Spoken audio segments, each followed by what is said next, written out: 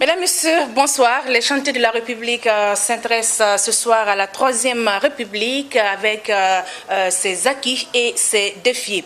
Pour vous, chers téléspectateurs, nous nous sommes rendus sur différents chantiers. Nous avons rencontré des chefs de département, des politiques, mais aussi des citoyens. Objectif, faire le bilan de la Troisième République.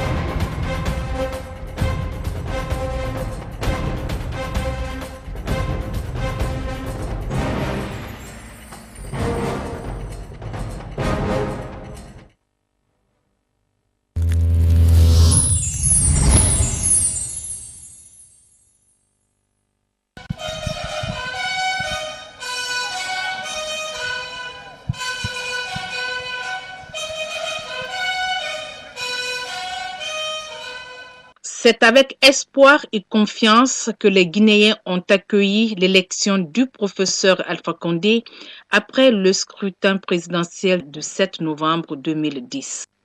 Une élection qui est intervenue après un demi-siècle d'indépendance, des années d'incertitude et de désillusion. L'opposant historique, après 40 ans de lutte politique, à la destinée de la Guinée, longtemps pionnière dans bien de domaines en Afrique, mais un pays qui est hélas aujourd'hui à la traîne du développement. Une situation héritée des régimes successifs qui ont pour la plupart entretenu la gabegie, la malversation, les détournements des deniers publics et l'impunité. Rien qu'en 2010, cette gabegie a coûté plus de 10 000 milliards de francs guinéens. Et c'est à juste titre que le professeur Alpha Condé dira au lendemain de son investiture, je cite, « J'ai hérité d'un pays, pas d'un État ». Fin de citation. En effet, à Conakry comme à l'intérieur du pays, toutes les infrastructures, qu'elles soient administratives, routières, scolaires, sanitaires, sont déficientes. Et l'État n'était plus que l'ombre de lui-même, d'où la complexité et l'urgence à prioriser les chantiers. Mais les nouvelles autorités de Conakry se sont donné un leitmotiv: combattre tous les maux qui gangrènent la Guinée et d'en faire l'Eldorado de l'Afrique occidentale. En effet, malgré sa pauvreté, le pays regorge de nombreuses ressources du sol et du sous-sol. Pour donc remettre la Guinée sur les rails, le professeur Alpha Condé et son gouvernement ont ouvert un certain nombre de chantiers.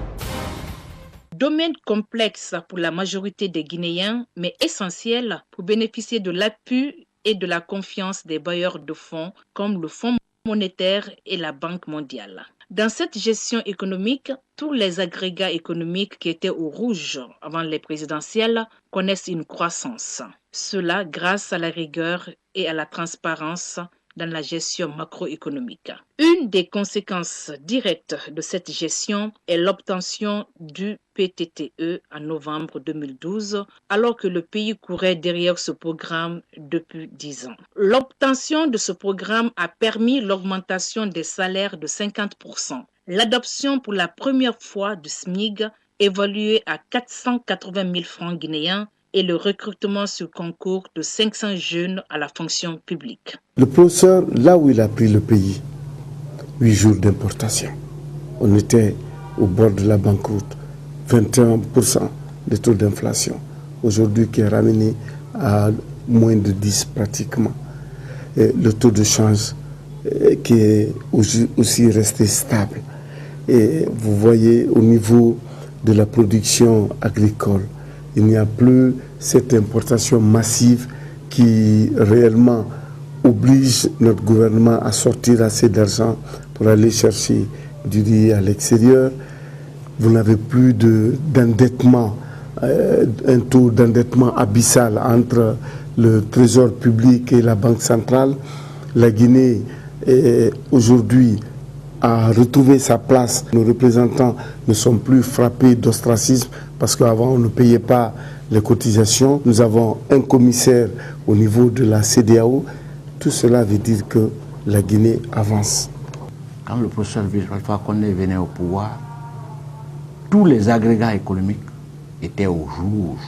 Pour vous en convaincre, prenons l'inflation. Elle caracolait à 21%. Le taux de change se dépréciait toujours autant. L'endettement du Trésor auprès de la Banque centrale, 600 milliards de nos francs. Le stock, la dette, 3 milliards 100. Tous les agrégats économiques, que nous appelons les variables économiques, toutes ces variables économiques étaient volatiles, étaient au rouge, et la Guinée ressemblait à un pays qui était abandonné. La Guinée était dans un état d'isolement total vis-à-vis de nos partenaires techniques et financiers. Et il n'y avait pas d'argent dans les caisses. Les caisses étaient vides, les caisses de l'État étaient vides. Le président Alpha Condé devait assumer tous les engagements antérieurs avant qu'il ne soit au pouvoir. Donc la dette reconsidérée. En 2 ans d'exercice du pouvoir, à cause de la bonne gouvernance politique, la gouvernance économique a suivi et les partenaires techniques financiers ont accepté. Nous étions au point de décision en 2000. La Guinée n'a jamais pu engager un programme intérimaire et l'achever. Mais à partir de 2010-2012, la Banque mondiale a vu l'amélioration de la gestion économique. Les équilibres qui étaient rompus sont revenus. Le cadrage macroéconomique est revenu. La communauté internationale a donc jugé utile de donner à la Guinée ce que j'appelle le brevet de bonne conduite, le quitus sur la bonne gouvernance économique, avec à la clé l'effacement de la dette de 2 milliards 100, ce qui constituait les 2 tiers du stock de la dette, la pyramide de la dette qui était à hauteur de 3 milliards 100. Dans le cadre de l'atteinte de l'initiative Pays pauvres très endettés, ce qui nous a valu effectivement l'annulation des 2 tiers de nos dettes extérieures. Donc ça, c'est une avancée quand même très importante. Grâce à une rigueur, une transparence dans la gestion de nos ressources macroéconomiques, la Guinée a pu négocier et obtenir un programme formel avec les institutions de Bretton Woods. Un programme, bien entendu, avec des facilités élargies de crédit. Sur une période de 3 ans, mais comportant des revues. Et à ce jour, nous avons déjà 4 revues qui ont été concluantes.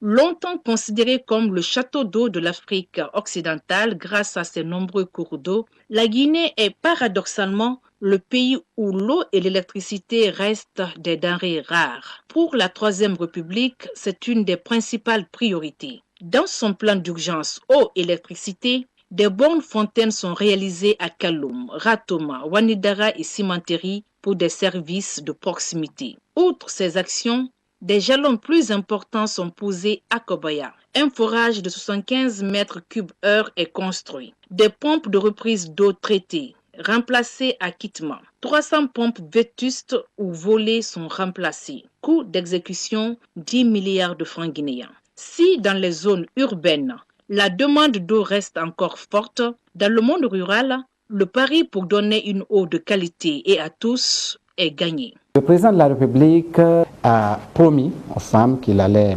alléger leur souffrance en mettant en service tous les points d'eau qui étaient en panne sur toute l'étendue du territoire, qui étaient au nombre de plus de 2500 ouvrages qui étaient non fonctionnels.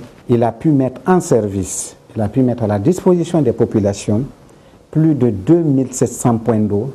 Plus d'1 million de personnes vivant en milieu rural ont été touchées par rapport au programme d'urgence de Monsieur le Président de la République. Il faut noter que ceci, c'est sur un financement propre de la Guinée. IEV, encore il vend un han, on sa yeba fanyi liqui, pont, on sa yeba menene. Mantora lig beg na mo ma yefe qui, qu'on a to mo na alhamdulillah la mina. Yefe tando. L'autre chose qui est importante dans le bilan de Monsieur le Président de la République, c'est le fait qu'il a permis au service national des points d'eau de pouvoir bénéficier de nouveaux financements parce que la confiance était de nouveau rétablie entre les bailleurs de fonds et la Guinée. En 3 ans, nous avons aujourd'hui en Guinée près de 60% de taux de desserte en milieu rural et semi-urbain. Les 50% de la population guinéenne ont aujourd'hui accès à une eau potable et une eau de qualité en quantité suffisante et de façon pérenne. Nos partenaires qui nous accompagnent dans la réalisation de nouveaux points d'eau qu'il faudrait citer, c'est la Croix-Rouge internationale qui nous accompagne dans l'approvisionnement en eau potable des populations en Guinée forestière, avec la Banque arabe de développement économique en Afrique. Nous avons réalisé un projet de 620 forages et préfectures de Kissidougou, Beila et Massanta. Un projet qui avait pris un retard de plus de 4 ans avant l'avènement du professeur Alpha Condé, que nous venons de réaliser en 5 mois. Le bailleur de fonds satisfait des nouveaux résultats a accepté pour une première fois dans ces procédures qu'un reliquat d'argent soit réutilisé dans le cadre du même projet. Ce qui veut dire qu'un projet initialement nommé projet de 620 forages dans les préfectures de Kissidougou, Massanta et Beila devient maintenant un projet d'hydraulique villageoise de 720 forages dans les mêmes préfectures. De 2010 à ce jour, ce sont de grands projets qui sont en cours de réalisation, tous financés par l'État et les partenaires au développement. Parmi ces projets, il y a le projet d'amélioration et d'efficacité du secteur de l'électricité, le projet de réhabilitation et d'extension du réseau de distribution de Conakry, le projet d'électrification rurale. Tous ces projets ont pour but la réhabilitation et l'extension du réseau des installations de production, de transport, de distribution et de commercialisation de l'électricité. Parallèlement à la réalisation des projets cités, le gouvernement a lancé en avril 2012 les travaux de construction du barrage hydroélectrique de Kaleta. Avec une capacité de 240 MW et une enveloppe financière de 526 millions de $, Kaleta sera un des plus grands barrages hydroélectriques jamais réalisés dans la sous-région. Vous êtes à la CGPMP, c'est l'administration et le contrôle des grands projets et des marchés publics, qui est l'ingénieur conseil public, c'est-à-dire le maître d'œuvre de l'État, qui assure le contrôle des procédures de passation et de l'exécution physique des différents projets du pays. Au titre des réhabilitations, il y a la réhabilitation des centrales, des réseaux électriques des capitales régionales de Labé, de Farana, de Zérekoré et de Mamou, et la conversion des centrales de Farana, de Kanka et de Zérekoré au fioul lourd. C'est un investissement qui a été financé par la BIDC, c'est la Banque d'investissement et de développement de la CEDEAO, pour à peu près 22 millions de $. Les travaux de réhabilitation pour ces différentes capitales régionales sont déjà terminés. Il y a également la réhabilitation et l'extension des réseaux de la commune de Matoto et de la commune de Ratoma. Il y a pour un coût à peu près de 20 millions de $. Il y a l'acquisition de 3 centrales qui totalisent à peu près 100 MW et qui sont en cours progressif d'installation à Tombo et à Kipé. Il y a également l'installation de lampadaires au nombre de 7000 dans les 33 préfectures du pays. Bon, Tefe Barmou Mali, mon nom dans les bandes de 0 heures. N'a fait Barmou Wasabi, mais Singe Tanou. Bon, Teto Mouna, mon nom dans les bandes 19 heures, et Alimane, bon, auto qui est dans Fana Corée.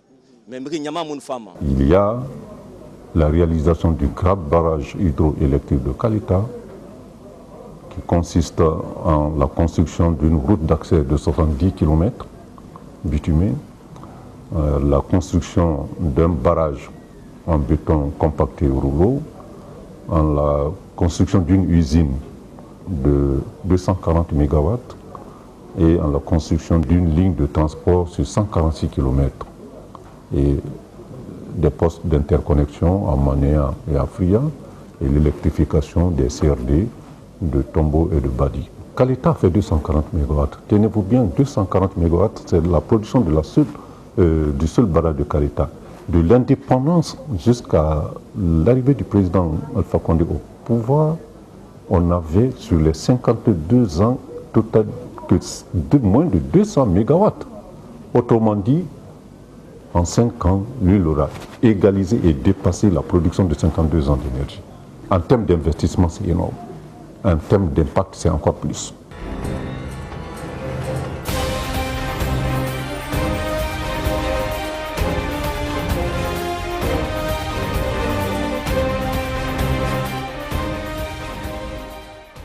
Nous allons commencer les infrastructures, mais les vraies, c'est-à-dire des routes en béton bitumé qui peuvent durer 20 ans, 30 ans, pour permettre à la Guinée enfin de pouvoir se développer. Pour rendre plus fluide le déplacement et faciliter le commerce, de nombreux projets sont exécutés et entièrement financés par le budget national de développement. Parlant des projets routiers, je voudrais également vous dire qu'ils sont de 2 ordres.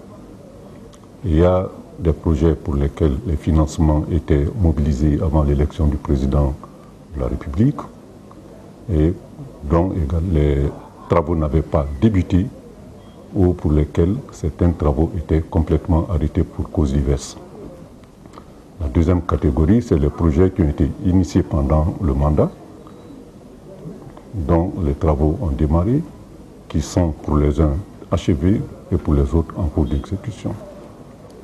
Sans que la liste ne soit exhaustive, je vous parlerai par exemple du réaménagement du tronçon Tombo-Moussoudou, qui a consisté en la construction de 1450 mètres linéaires de route, la construction d'un échangeur et la réalisation de 2 passerelles, dont l'une au niveau du Palais du Peuple et l'autre au niveau du centre franco-guinéen. Le coût de cette infrastructure se chiffre à 130 milliards de francs guinéens et il a été financé par la Banque africaine de développement, l'Agence française de développement et le gouvernement guinéen. Deuxième projet routier important, c'est le tronçon Matoto-Anta et Anta-Dabompa. Cette route, dont les travaux avaient commencé en 2002 et qui avait été interrompus en 2005, les travaux donc sur ces 2 tronçons ont repris après l'élection du président Alpha Condé et ils sont actuellement achevés pour un coût global d'environ 290 milliards de francs guinéens.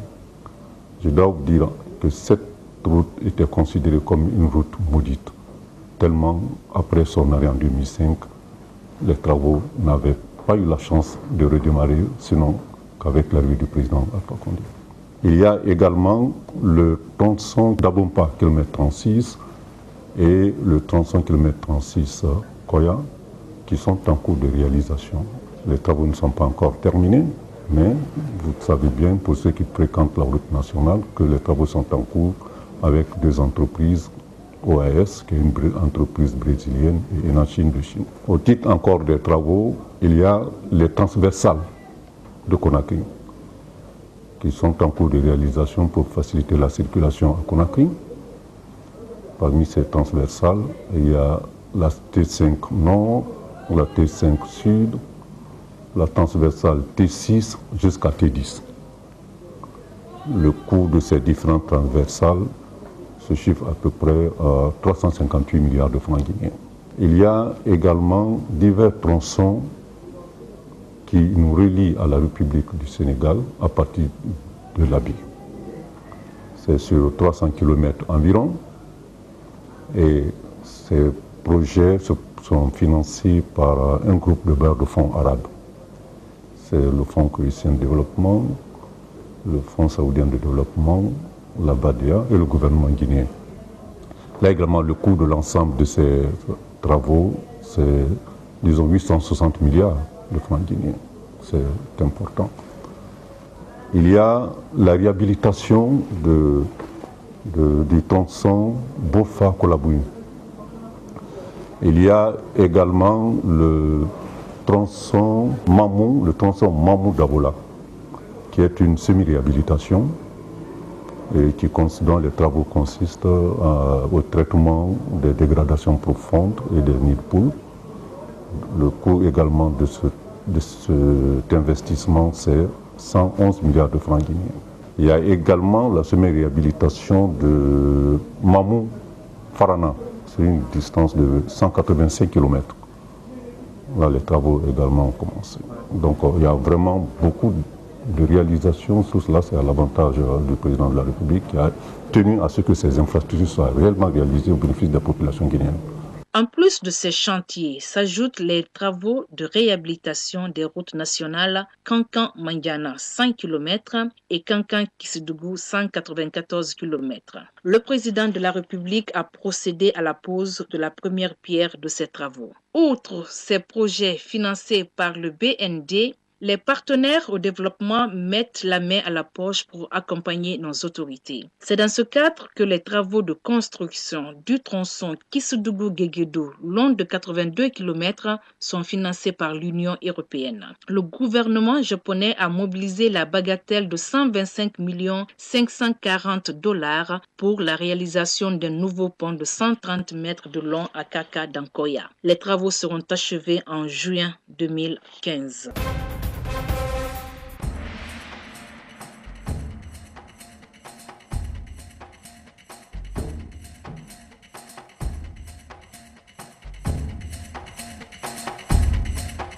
Conakry avait cessé depuis belle lurette d'abriter des sommets et des rencontres de haut niveau. Raison principale, la Guinée, qui est naturellement un pays touristique, manque d'infrastructures d'accueil pour ces genres de rencontres. Mais aujourd'hui, il y a un réel changement. Les hôtels, les cités modernes et résidentielles poussent comme des champignons, notamment à Conakry. Il faut reconnaître que le professeur, comme il l'a dit pendant son investiture, que la Guinée revient. Et cela est vrai parce qu'on le voit sur le terrain. Et pour celui qui connaît la Guinée avant, et surtout dans le domaine de l'hôtellerie, il n'y avait presque pas d'hôtel digne de nom. Mais le temps que nous vivons maintenant, depuis les années que le professeur est au pouvoir, nous sommes en train de voir des hôtels qui poussent sous terre et des grands hôtels dignes de nom, des hôtels qui remplissent les normes internationales et avec de haut standing. Alors, quand vous prenez par exemple l'hôtel Radisson, l'hôtel de Kipé, cet hôtel est très grand, il est de 5 étoiles et cet hôtel, il va faire la compétition avec les autres hôtels qui se trouvent dans la sous-région. Ensuite, en venant en ville, vous verrez qu'à côté de Yansnin, il y a l'hôtel Noum. L'hôtel Noum, c'est un très grand hôtel aussi de 5 étoiles qui, à la fin, d'ailleurs, très bientôt, d'ici la fin de l'année, nous allons faire l'inauguration de ce grand hôtel qui fera la fierté du peuple de Guinée, qui fera la fierté de tous les Guinéens, parce que c'est un hôtel qui est de haut standing et avec 5 étoiles. Alors, vous venez aussi à Kaloum. Pour celui qui a connu l'hôtel Kaloum d'avant qui est à côté de la place des Martyrs, et qui réellement cet hôtel ne répondait pas aux normes internationales. Alors, mais aujourd'hui, c'est une fierté, c'est une grande fierté pour le peuple de Guinée qui, dans un proche avenir, c'est-à-dire en 2015, cet hôtel va être inauguré. Nous sommes en train aussi de faire en sorte que les hôtels, qu'on ne se limite pas seulement à Conakry. Il faudrait aller à l'intérieur du pays. Le feu Ahmed Sékou Touré a fait des cases. Et chaque case représente un pays. Et voilà que ces cases-là étaient abandonnées, n'étaient plus entretenues. Le professeur Alpha Condé aujourd'hui a pris en charge et en compte pour réhabiliter ces cases-là avec un plan aussi beau, aussi bon aussi. Je suis heureux aussi de vous annoncer que toujours le professeur Alpha Condé, pour le bien de son peuple et aussi pour aider les artisans, a bien voulu offrir un village artisanal à Kindia. Et très bientôt aussi, nous allons poser la première pierre de ce village artisanal, donc qui fera un grand effet et dont des artisans vont se voir demain regroupés ici et là pour exposer leurs articles.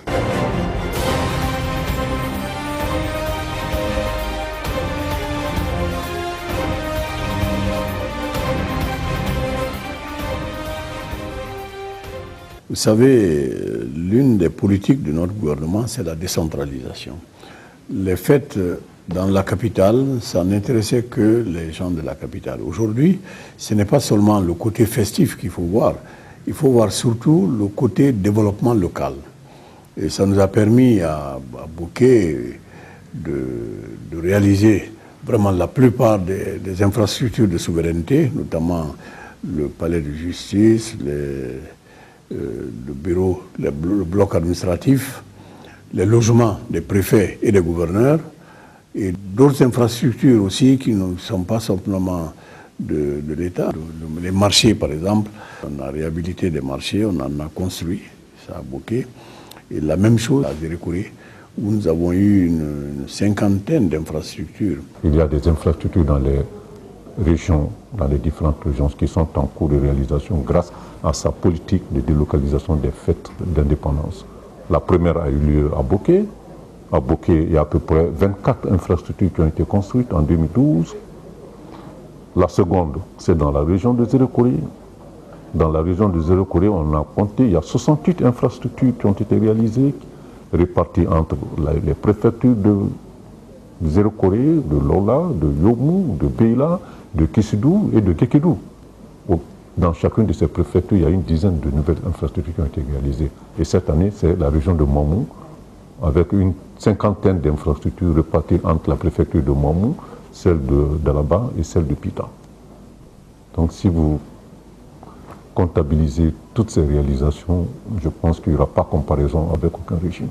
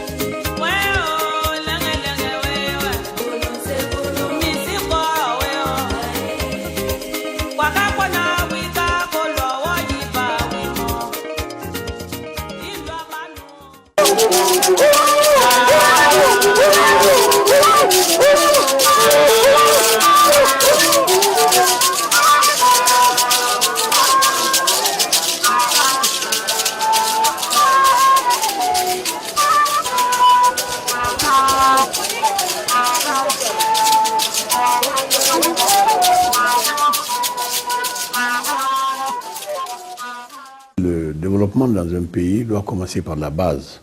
Et grâce à ces infrastructures aujourd'hui, l'État est présent. Parce qu'on ne peut pas parler de restaurer l'autorité de l'État quand l'État n'a pas où loger. C'est-à-dire qu'il n'y a pas de bureau où les populations peuvent aller pour tel ou tel papier. Le préfet lui-même n'a pas de logement. On en a vu dans certaines préfectures de la Guinée. C'est dû aux événements de 2007. On a effectivement reconstruit toutes les infrastructures cassées pendant les insurrections de 2007. Aujourd'hui, pratiquement, je peux dire 60 à 70% des communes urbaines, des préfectures sont reconstruites ou rénovées. C'est vrai qu'on ne peut pas changer comme un coup de baguette magique. Mais on peut au moins veiller à ce qu'une personne fautive soit punie pour sa faute, parce que les lois quand même sont là. Depuis l'aube des temps, la République de Guinée possède des lois, des codes de procédure pénale, un code civil, un code pénal, vraiment qui punit toutes les infractions au sein de la société. Mais si cette punition n'est pas consommée par le fautif, vous comprendrez qu'il va être très difficile d'instaurer l'autorité de l'État. Depuis que le professeur Alpha Condé est là, il n'y a pas de prisonniers politiques. Il n'y a pas un seul journaliste en prison. Donc, les libertés publiques et individuelles sont respectées. Ceux-là, réellement, qui ne respectent pas la loi, doivent être sanctionnés. Un État ne laisse pas la chienlit s'installer. Pendant ces 4 ans, c'est d'abord la restauration de l'autorité de l'État, la présence de l'État et la confiance que nous avons pu créer entre l'État et les populations. Il y a encore quelques années, il y avait une méfiance entre les populations et l'État, notamment les représentants de l'État. Mais au jour d'aujourd'hui, il y a effectivement une confiance qui a été recréée. Ça nous a permis aussi, pendant ces 4 ans, de montrer aux populations quand même que le préfet, ce n'est pas seulement un commandant.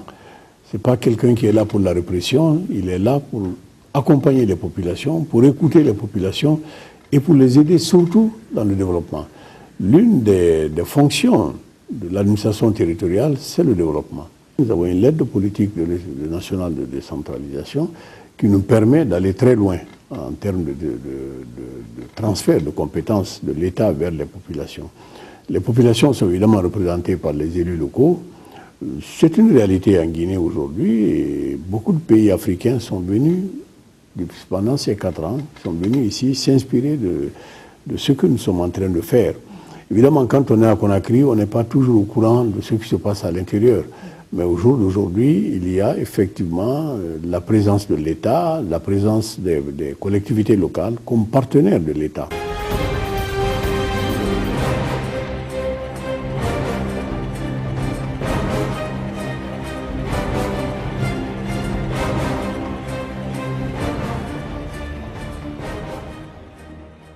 Un domaine dans lequel la Troisième République est aussi dynamique, c'est bien la diplomatie. La Guinée is back n'est pas un vain mot, c'est une réalité. La Guinée redore son blason avec une diplomatie offensive.